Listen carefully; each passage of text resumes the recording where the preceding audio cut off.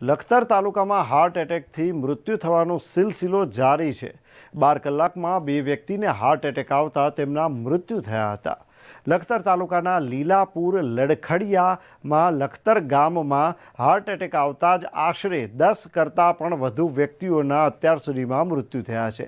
લખતર તાલુકામાં સમગ્ર ગુજરાત રાજ્યની જેમ હાર્ટ એટેક આવવાના બનાવ બની રહ્યા છે, ત્યારે લખતર તાલુકાના લીલાપુર ગામમાં લડખડિયા ગામમાં સહિત લખતરના ખાળિયા વિસ્તારમાં બૂટ માતાજીની શેરી પાસે રહેતી મહિલા, મફતિયાપરામાં રહેતા યુવાન સહિત આશરે 10 કરતાં વધારે વ્યક્તિઓના મૃત્યુ થયા છે। ત્યારે લખતર તાલુકાના ભાલાળાના વૃદ્ધને હાર્ટ એટેક આવતા લખતર હોસ્પિટલમાં લવાતા જ તેમને મૃત જાહેર કરવામાં આવ્યા હતા।